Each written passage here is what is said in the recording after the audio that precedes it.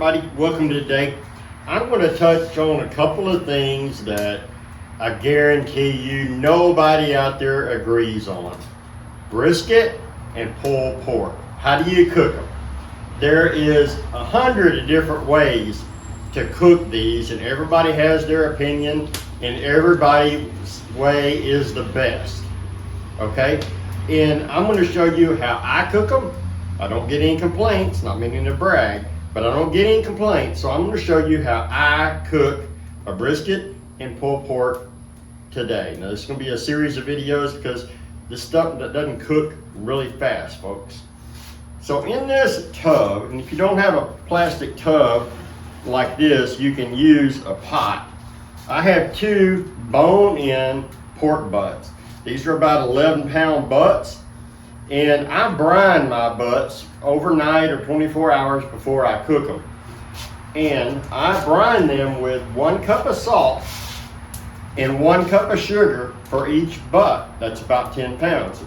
Okay, so in here is 2 cups of sugar and 2 cups of salt. Now I put it in here and heated it up so that it makes sure it's dissolved really good, but then I'll let it come to room temperature because you don't want to put anything hot in here, folks. You don't want it to cook. You just want it to soak. All right, so we're going to pour that in there and make sure that it gets all covered up. And we're going to seal this up. And this lid always gives me fun. We'll get this sealed up. And again, if you don't have something like this, folks, you can use a pot. You can use a pot for each one of your pork butts. That's why I say a cup of sugar and a cup of salt for a 10-pound butt. Obviously, if your butt's 15 pounds, you might want to put a little bit more. If it's a little less than 10, take a little out. But the average is 1 pound of salt, 1 cup of salt and 1 cup of sugar for each pork butt. And I brine these for 12 to 24 hours. 24 is really the best. All right? And we're preparing this for an event that we have coming up. And a lot of times when we take the chuck wagon out, people want barbecue. They want brisket and they want pulled pork. Well, folks, it's not the easiest thing to do on a chuck wagon. It's not the easiest thing to do, and because we don't have a smoker, and you can do a brisket inside a Dutch oven. There's ways you can do it on a grate with the pot turned over it. There's a lot of ways that you can get these done, but if you really want to make it where it's right and it shines, we do it here and we pull it off a little bit before it's done so that after we heat it up, everything is just fine. So let's talk brisket. And this is where, like I say, folks, there is a million ideas on how to do brisket. And I guarantee you there's going to be people that are going to like my idea, and there's people that are going to tell you, oh, my idea is terrible, don't do it my way. I just know what works for me, all right? I try to find a whole brisket, untrimmed, just the whole thing. Now these are about 17-pound briskets, and there's 2 of them here. And I don't trim very much off of my brisket. If I've got a couple pieces of big honking hard fat, I'll trim that off, but I typically will not trim it. And the only thing I season my brisket with is salt and pepper. All right, and so we want to get this seasoned up pretty good. You want to be fairly liberal with the pepper, but you know, you want to kind of be mindful of the salt. Salt's going to help dry out the meat a little bit. It's going to pull a little liquid, but you can, you know, don't be shy by no means, but I wouldn't get it excessive. Now, the trick, or not a trick, but the thing that I rely on when doing brisket is the fire. I use oak wood. Typically, it's the only wood I like to cook with. I will season with mesquite or fruit wood or something like that from time to time. But I like oak. I like white oak. To me, it has a good flavor and it goes with a lot of different meats. And it fits my flavor profile. Everybody that cooks has a certain flavor that they enjoy, and oak really goes good with that. Now, again, I'm touching on some topics that are going to be tender to some people, but I don't use a fire starter, folks. I don't use charcoal lighter or anything like that. If the meat is being cooked over the fire and you're using the smoke as a flavor additive or a seasoning to your meat, I like it to be natural wood. I start the fire with a match, maybe a little piece of paper or something like that. I don't use lighter fluid. To me, I can taste that in the meat if people do that. Now, if you're cooking on a Dutch oven where you're sealed up and you're enclosed, any kind of wood work for that, and it doesn't matter. But you just have to be mindful that the smoke that you're using in your smoker when you cook this type of meat is flavoring the meat. So make sure you use a good wood and you don't use any charcoal lighter fluid, folks. I'm gonna give this a little pat. And we're gonna put these in the refrigerator, or ice box as I call it.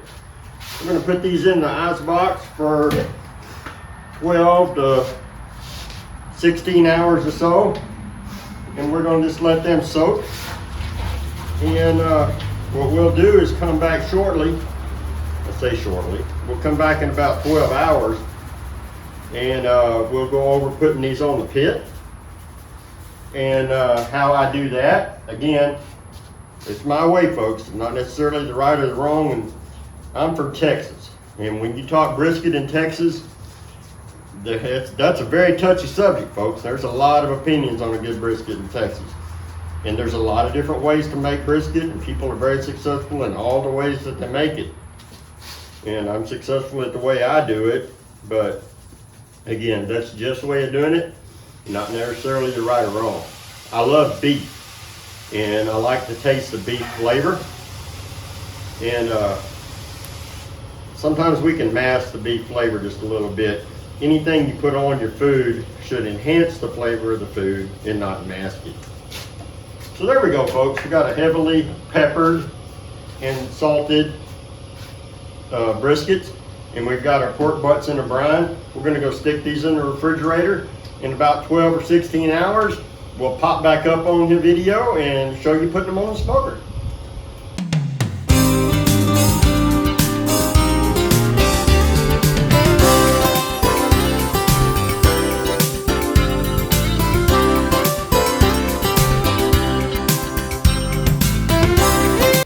Good morning, folks.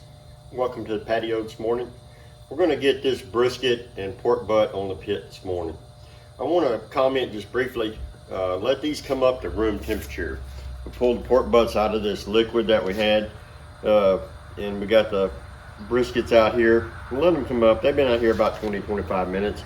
You don't want them real cold when you put them on. All right, folks, the thermometers on here, I don't know if they work exactly, but I'm pretty sure that we're about 200, 225, and that's about where we want to cook. And you want to err on the low side rather than the high side. So if you get a little cooler, you have to cook a little longer, but you can reverse that. You can't reverse cooking it too much or too hard. And don't rush it. Take time, low and slow. Be careful in how you do things. The other thing that is be mindful of what you put in your firebox. That smoke, when you're cooking this style, that smoke is a seasoning, folks. And that is what's going to add flavor to your meat. The heat obviously is going to render the fat, and you're going to get some of that going on in there, which creates its own heat. But the smoke accents the meat. So if you use some type of fire starter, or you use a wood that's not good, you don't want to use scrap lumber or pine or anything like that, because your meat's going to be terrible, folks. Be really mindful of what goes in your firebox. And the best way I can tell you to do the firebox is you can't cook for 10 or 12 hours without adding wood.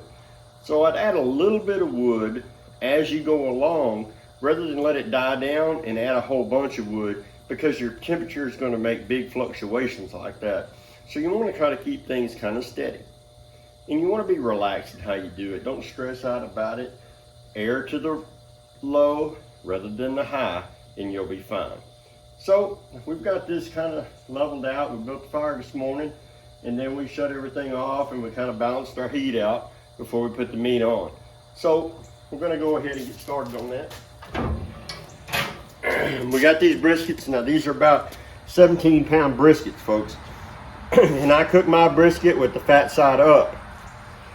And again, like I told you earlier, brisket is a touchy subject.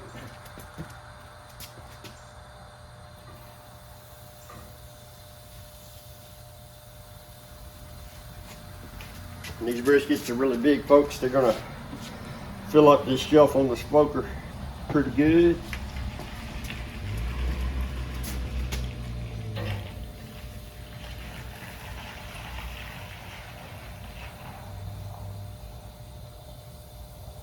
And they may be pretty full at first, but they will shrink as they cook. And then we've got our pork butts. And I do them the same way. I have a tendency to cook them fat side up.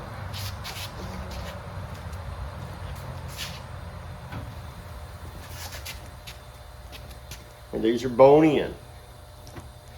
And like I said before, I love the bone in the food. There we go, folks. Try to wipe our hands off a little bit.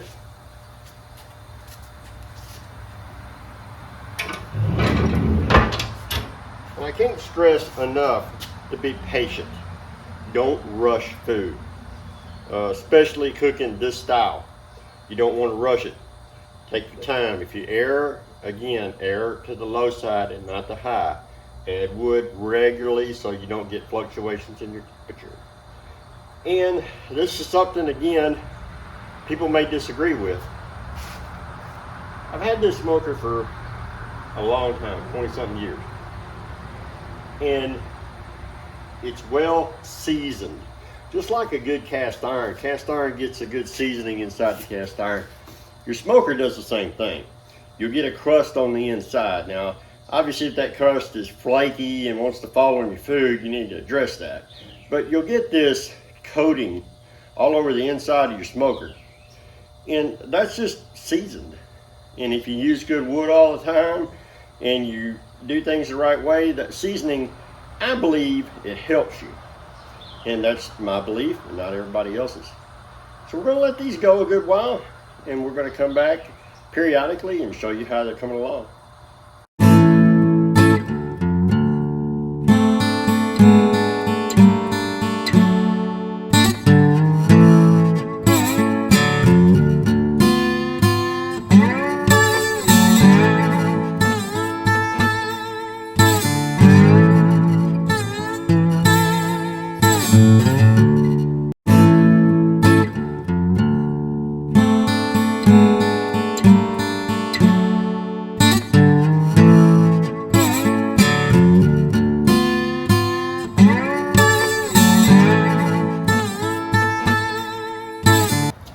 Hey everybody, welcome back. We've been working today on these briskets and this pork butt, and guess what we have underneath this towel? We have 2 pork butts and 2 briskets. Now these are going to be about, I'm going to say 3/4 of the way, because we are prepping these for another event that we got coming up, and we're going to have to reheat them. And in the reheating process, we don't want them to overcook.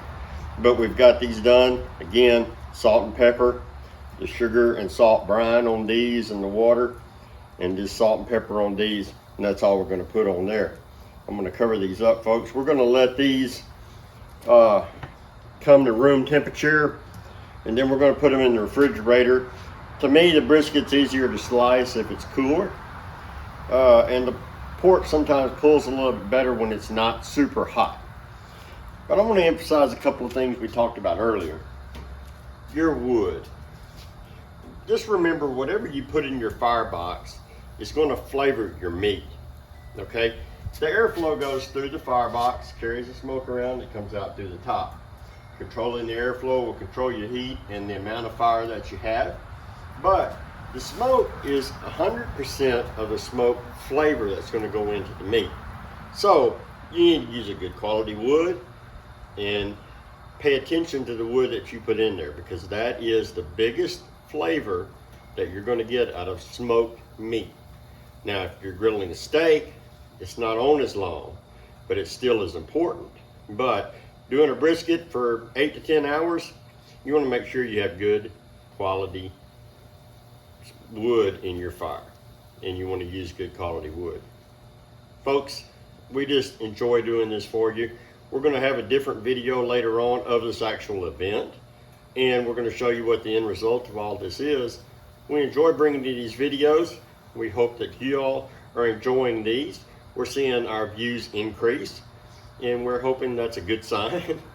But we just enjoy being here for y'all, and hope that we share something that you can take home and use either in your kitchen, your backyard with your barbecue pit, or even on your chuck wagon.